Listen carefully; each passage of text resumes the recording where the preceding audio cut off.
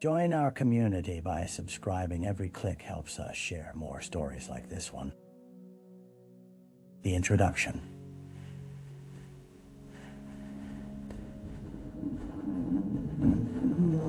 Sirens sliced through the quiet Maryland night, echoing across the narrow tree-lined streets of Kensington. It was just past 11 p.m.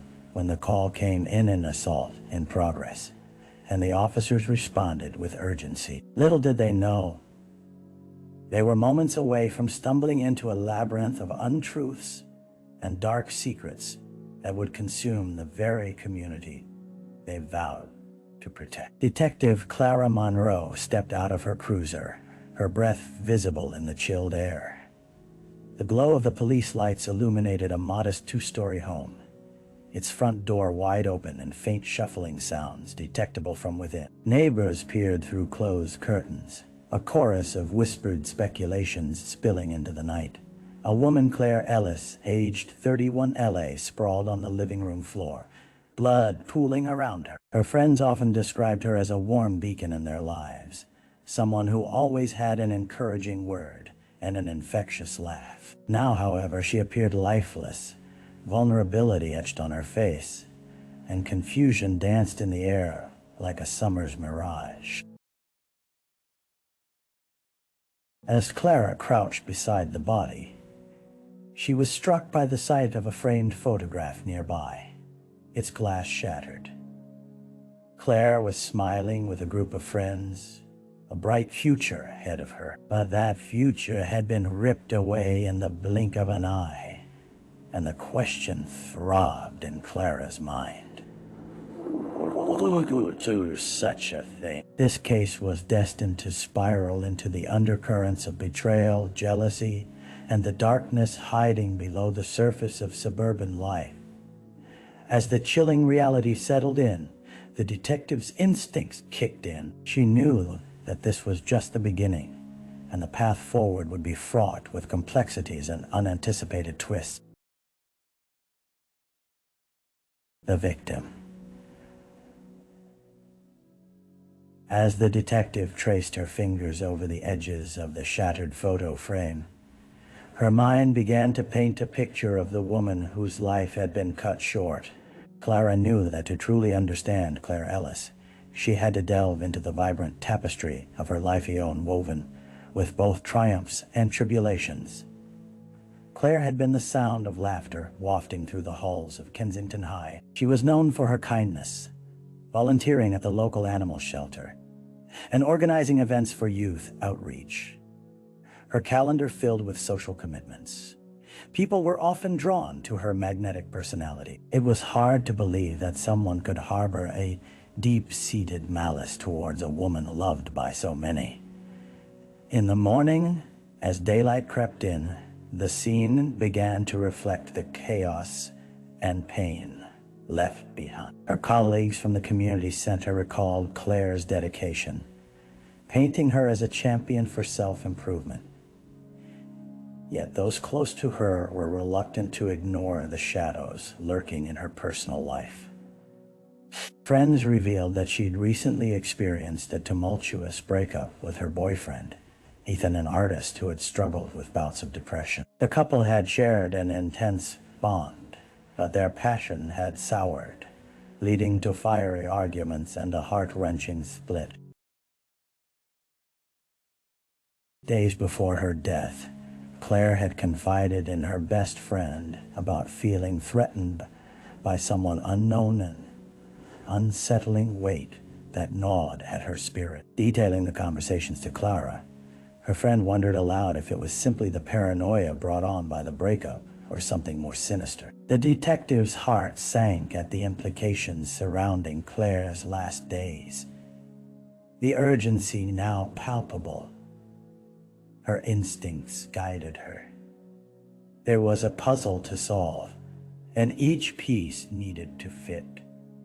Perhaps the answer lay in the shadows of this tight-knit community, where even the simplest glance could conceal a hidden intention, and even the most cheerful of faces could shadow a darker truth. The crime scene. The sun began its slow ascent, washing the crime scene in a light that contrasted sharply with the violence it had witnessed just hours earlier. Clara Monroe stood in the living room, taking in every detail with a practiced eye. The smell of iron lingered in the air, intertwining with the faint scent of fresh paint, a recent change to the decor, perhaps. She noticed the walls, adorned with the artwork of Claire's boyfriend, Ethan. Each canvas told a story, shades of emotion bursting forth from the frames, but none matched the tragic narrative unfolding on the floor. Crime scene technicians moved methodically, photographing Emma's lifeless body from different angles, capturing everything as evidence for what should have been a bustling night of laughter and life. The living room was devoid of joy. The living room was devoid of joy. Clara focused on the trajectory of the blood splatter, indicating the struggle that had taken place. It led towards the open kitchen, suggesting that the attack had likely originated near the entryway. They found no signs of forced entry, adding another layer of complexity to the case. It meant the attacker was either known by Claire or had slipped in undetected. Clara's thoughts turned to Ethan. He had accessed her life, walked her halls, shared her space. But was he capable of such violence? As she stepped into the kitchen, Clara spotted a glass shard among the wreckage on the floor of Claire's wine glasses, now a sharp fragment amidst the chaos. Why would someone attack her? Was it born from jealousy, rage, or something more calculated? The detective turned her attention to the unopened laptop resting on the kitchen counter, the screen still lit. Through her investigative experience, she understood that technology often held secrets that could unlock motive. As the technical team began to examine it, she knew this was a pivotal moment, a potential doorway to unraveling who Claire truly was, and the dark undercurrents that could have culminated in her death. With her heart set on discovering the truth, Clara gathered her thoughts. Determination coursed through her veins. She was about to embark on a trajectory that would lead her deeper into the heart of Kensington, the vibrant facade masking a darker reality. The early investigation. The morning air was brisk, and the sounds of the early hours in Kensington echoed through the rhythm of sirens fading away and the bustle of neighbors gossiping, intrigued and horrified by the spectacle just a street away. Clara Monroe met her partner, Detective Sam Rivers, near a whiteboard in the temporary command center set up at a nearby community center, a location chosen to minimize disruptions for Claire's grieving friends and family. "Got a list of people who might be worth talking to," Sam began, his brow furrowed in concentration as he jotted down names. "Claire's best friend, Jess, seems like the best place to start. Then there's Ethan. Let's hope he's not playing the grieving boyfriend card. There's also her co-workers at the community center. It could shed light on her state of mind leading up to this." Clara nodded, her mind racing with possibility. "I'll take Jess. She's likely been clued in about Claire's concerns. We need to understand her frame of mind before this happened." A few hours later, Clara arrived at Jess's front door, heart heavy with the weight of the task ahead. Jess appeared as a whirlwind of sadness, disbelief etched across her features as Clara introduced herself. As they settled on the couch, Clara eased into conversation, gently coaxing out Jess's memories of their closest moments together, the joy of laughter, late-night talks, and, inevitably, the darker shadows of fear creeping into Claire's life. She said things were getting really intense with Ethan. She felt like he was unpredictable. Jess revealed, her voice trembling. "I thought it was just a phase, a rough patch. We all have them. You're on our rough patch. We all have. Did she mention anyone else, friends or acquaintances, that might have expressed jealousy or anger towards her? Jess paused, contemplating.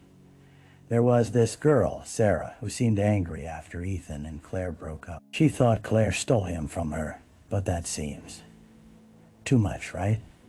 Clara listened attentively, taking mental notes as Jess peeled back layers of Claire's life each piece. A breadcrumb leading her further down a path seated in peril. That name, Sarah, would be the next lead. But with each new revelation, the mystery of Claire's assassination deepened, hinting at far broader motives than mere jealousy. The detective felt the tension of her task tightening around her like a noose, the urgency mounting. Somewhere amid the web of relationships and emotions lay the truth that Clara swore to uncover, no matter where it led. The dead ends. The rhythm of Kensington offered little comfort as Clara Monroe returned to the precinct. The walls felt as if they were closing in on her, mirroring the mounting frustration that lingered above her death. The weight of Claire's case had begun to tighten like a vice on her mind, but clarity felt elusive, like shadows dancing just out of reach. After interviewing Jess and others, Clara delved into Claire's online footprint, desperately searching for connections and motives. The laptop revealed snippets of Claire's live social media posts that depicted her as vibrant and carefree, but also hints that hinted at discontent. Emails to Ethan, filled with hurt yet longing, evidenced a tumultuous relationship, but nothing that could lead her closer to his involvement. Clara turned her attention to the name Sarah. It turned out that she had an alibi for the night of the murder, confirmed by multiple sources. As she filed through Sarah's statements, a sinking feeling settled in her stomach. Each person she spoke with seemed well-meaning, but none offered concrete leads, just half-formed fears and whispers. Days passed, each moment unveiling another dead end. In a county of quaint charms and warm smiles, the darkness felt almost intrusive, hopelessly woven into the fabric of community life. The detective pored over Claire's work. Every recommendation from colleagues spoke of her warmth, her dedication, lacking any mention of discord. Then an unexpected call came through. Ethan wanted to speak. Clara arrived at the cafe, her gut churning. Ethan, a figure of fluctuating emotions, looked small, his artistic demeanor now a defeated guise. As he spoke of his sorrow, Clara felt the icy pull of manipulation, but needed to tread carefully. I loved Claire deeply, Ethan said, voice choked with emotion. But after things fell apart, I couldn't handle it. I never wanted anything like this to happen. His attempt at vulnerability felt rehearsed. Clara pressed him further, probing deeper into their breakup. Yet Ethan's responses twisted into a muddled narrative, volatile mix of love and resentment, once again led to another dead end. Clara felt the burden of uncertainty, now weighing heavier than ever. They needed a breakthrough, or the shadows of doubt would continue to loom, potentially allowing Claire's killer to slip further away into the discomfort gnawed her. Every second spent treading water was another moment that person could walk free. It was time to tighten the net, but where? A break in the case. It was a gloomy Friday afternoon when Clara Monroe finally caught a break, an unexpected message in her inbox from the forensic team processing Claire's laptop.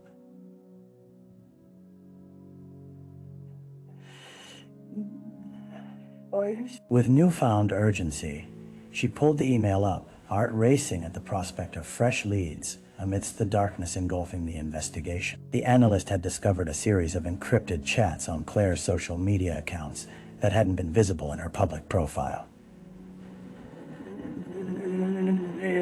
Clara leaned closer to her computer screen, fingers trembling slightly as she reviewed the detail. The messages, exchanged between Claire and an unknown user, expressed a growing fear.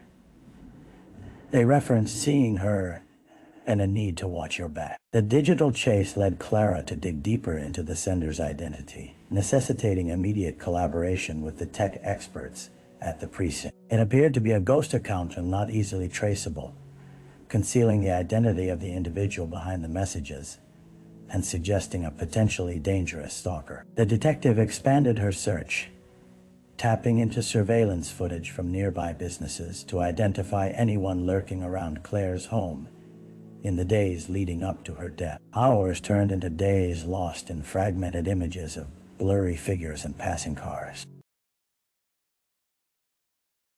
Just as Clara began to feel the weight of despair creeping back in, she spotted a glint of familiarity, a dark hoodie, one that closely resembled the one Sarah had worn during their interview. The footage displayed Sarah loitering outside Claire's home on 2 separate occasions, each moment marked with an unsettling intensity as she peered through the windows. Clara's instincts ignited. She quickly called Sam into the office, showing him the evidence with fervor. This could be our lead. She's been on Claire's periphery, but to be out there knowing about her fear, it shifts everything, she explained, heart pound. How do you want to play it? Sam asked, his expression serious but intrigued. We bring her in for questioning. She might just crack under the pressure. If she was stalking Claire, maybe that jealousy turned into something darker. With that, they moved forward, determined to confront Sarah, hoping this time it would lead to answers and not more dead ends. Clara felt a rush of adrenaline surge through her. The walls tightening around her had begun to widen. And for the first time in days, she could envision a path to healing the wound Claire's death had inflicted on their community. The truth felt imminent, lurking just within their reach. The suspect. The sound of footfalls echoed in the small interrogation room as Sarah Green sat across from Clara Monroe and Sam Rivers, an uneasy air thickening the atmosphere. Sarah, a once vibrant figure with a penchant for spontaneity, now appeared, war palms sweaty, eyes darting around the room as if searching for an escape. The detectives carefully monitored her demeanor, knowing the pressure of the moment could either draw her closer to confession or shatter her resolve entirely. Thanks for coming in, Sarah. Clara began, modulating her voice to achieve a balance of professionalism and empathy. We just have a few questions about your relationship with Claire. Sarah shifted in her seat, the creak of metal punctuating the silence. I don't know why I'm here. I didn't do anything, she exclaimed, her voice trembling, though the fire behind her eyes hinted at something more, a desperation to be heard. Clara leaned forward, her tone gentle yet firm. We found some concerning evidence. You've been seen outside Claire's residence. Care to explain? A flicker of defiance ignited within Sarah. I was worried about her. Everyone knew things were tense with Ethan, so I wanted to see if she was okay. People think I'm crazy, but I'd never hurt Claire. She was my friend. Concern is one thing, Sam interjected, but being outside her house late at night raises a lot of questions. Did you feel like you needed to protect her from Ethan, or was it something else? Sarah's eyes darted from Sam to Clara, the fabric of her composed front beginning to unravel. I just thought that maybe she was in danger. I mean, Ethan never really treated her right, she stammered, her defenses crumbling under scrutiny. Clara pressed. Did Claire ever mention feeling threatened by anyone besides Ethan? If you were genuinely concerned, who else would you have thought was a risk? A nervous silence fell upon the room, charged with uncertainty. Sarah's facade cracked, revealing darker undercurrents that had ultimately driven her obsession. No one, except sometimes I felt like people were judging her choices. It wasn't just Ethan. I thought maybe I could help. What kind of help? Clara challenged, fighting to keep her voice steady amidst escalating tension. I didn't want her to suffer, okay? I just loved her. I never did anything. I wanted her to be happy. Sarah's emotional unraveling distressed Clara, blurring the lines between genuine affection and something more obsessed. As Sarah's breath quickened, Clara felt a frisson of awareness. This wasn't merely about jealousy. There was a hunger to be seen, to be needed. Clara leaned back, watching the disarray unfold, knowing they had opened a door to conflict. It was only a matter of how much further they were willing to push. The walls of the interrogation room, lined with years of gathered history, seemed to pulse with the weight of the moment. Clara realized they were nearing a pivotal crossroads in their investigation, a moment where emotions could either cement a case against a potential murderer or enmesh them further in the tangled web of grief, love, and desperation that had ensnared.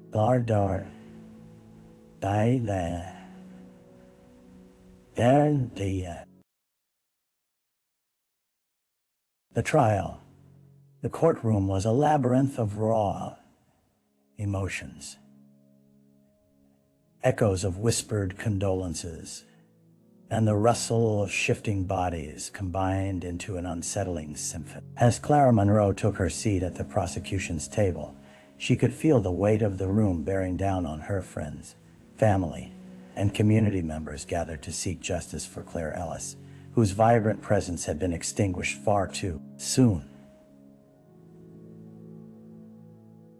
The buzz of hushed conversations melted into silence as the judge entered, a stern figure cloaked in authority, bearing the gravity of the proceedings on his shoulders. Clara exchanged glances with Sam Rivers, her steadfast partner, their unity bolstered by the shared goal to see justice served for Claire. On the defendant's side, Sarah Green fidgeted nervously in her chair, a thin veneer of bravado cloaking the raw vulnerability beneath. Clara could see the remnants of defiance flickering in her eyes, but couldn't bridge the yawning gulf where compassion had once mingled with obsession. The prosecution opened with the summation of Claire's life, her kindness, her contributions, and the darkness that had crept in, leaving behind a trail of heartbreak. Clara knew that in this space, every detail counted. Every spoken word like a thread weaving together the fabric of Claire's story before the jury. As the witnesses began to testify, the weight of each recollection hung in the air. Claire's friends recounted memories tinged with laughter, but there were also hints of unease, swiftly dimming light of a friendship that had become shadowed by jealousy and fear. Yet, Clara remained grounded, knowing that the true potency of the case was rooted in the evidence. The moment the forensic evidence was introduced sent ripples through the courtroom. The prints found on Claire's glass and the determined, chilling trace of Sarah's presence at the scene painted a damning picture. Clara watched as the jurors shifted, their expressions now reflecting a growing sense of certainty and realization that the pieces were aligning perilously close to the truth. On the last day of the trial, Clara stood ready for her closing arguments. She addressed the jury with an unwavering voice, threading the narrative together. How obsession masked as friendship turned lethal in the brief moments of vulnerability. Claire deserved to feel safe. She deserved a life free of fear. The evidence presents a clear pattern of jealousy that erupted into violence. What happened to Claire is not just a loss. It is a tragedy born from neglecting the signs that can lead those we love down perilous paths. As she concluded, Clara's heart raced. She could feel the gravity of her words and see murmurings pass through the jury. The air bore the familiar weight of desperation and righteousness. She took a deep breath, trusting in the journey that had brought them to this pivotal moment. The gavel fell, punctuating the uncertainty hanging over the room. The jury's verdict would determine whether justice would shine a light or if darkness would continue to loom over Kensington community, forever altered by its own secrets. Clara sat back, still resolute, knowing that whatever the outcome, she had striven for the truth, the only path she could continue to honor for Claire. The aftermath. The echo of the gavel still reverberated in the air weeks after the trial concluded, a bittersweet reminder of the truth unveiled in the dim light of the courtroom. Sarah Green, found guilty of second-degree murder, was sentenced to 15 years. A verdict leaving a pall over the heart of Kensington. While justice had been served, the void left by Claire Ellis loomed large in the lives of those who had known her. As autumn leaves,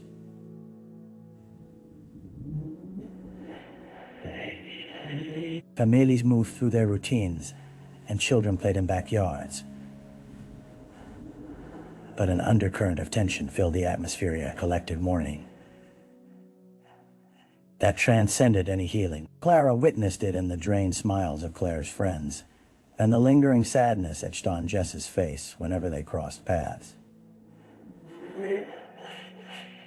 The laughter that once permeated their lives felt like a ghostly echo. One evening, Clara attended a candlelight vigil held in Claire's honor. The small gathering offered a shared space for grieving, a moment suspended in time, focused on celebrating a life slipped away too soon. The flickering flames cast warm shadows, and as stories were shared, love and loss intertwined, stitching the fabric of community together amidst the tears. Clara stood at the edge of the gathering, a quiet observer absorbing the narratives that bloomed around her. One of Claire's co-workers read a heartfelt poem she had written years ago, words that resonated with vulnerability and hope. Clara felt the weight of those sentiments tugging at her own heart, reminding her that despite the tragedy, Claire had left behind a legacy of kindness. Days bled into weeks, and the community began to grapple with its collective trauma, working to heal both individually and as a whole. Clara found herself drawn to local initiatives, honoring Claire's legacy efforts in the form of memorial scholarships, designed to support young people pursuing arts and community service, furthering the values Claire had instilled in everyone around her. As winter approached, Clara recognized the importance of allowing space for this community to reconnect, grieve, and rebuild. A sense of clarity washed over her as she realized that justice wasn't a solitary endpoint, but a pathway to create lasting change. This case, and the dark shadows that had loomed, provided a chance to cultivate awareness to foster conversations about mental health, the signs of toxic relationships, and the significance of genuine friendship.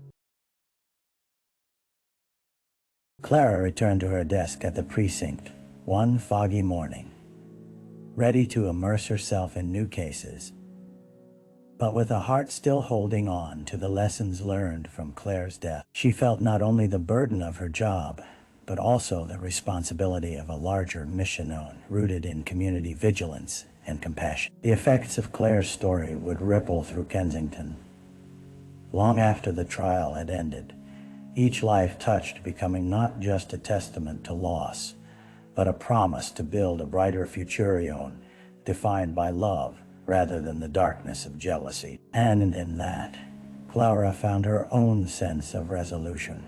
Her commitment to the fight against the shadows reignited, armed with the memory of a vibrant soul gone too soon.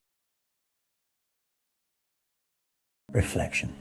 As winter settled over Kensington, Clara Monroe often found herself gazing out at the frost-kissed landscape from her office window. The quiet had become a familiar companion, and in the stillness, she found time to reflect on the whirlwind of events that had unfolded since Claire's murder. With each passing day, the community had begun to heal, yet the shadows of that tragic October night lingered. Each sunbeam that broke through the clouds felt like a reminder of lives intertwined. Clara thought often of Claire, her laughter and warmth, and she grasped the weight of the responsibility she carried as a detective.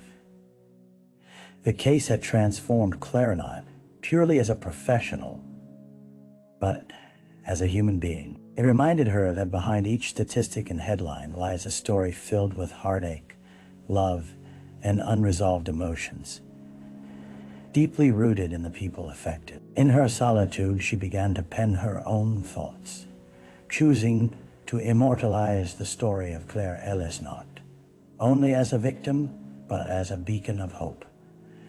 A real human being whose life mattered beyond her untimely end. Clara resolved to speak about the importance of mental health, awareness of domestic violence, and the impact friendships could have on one's well-being.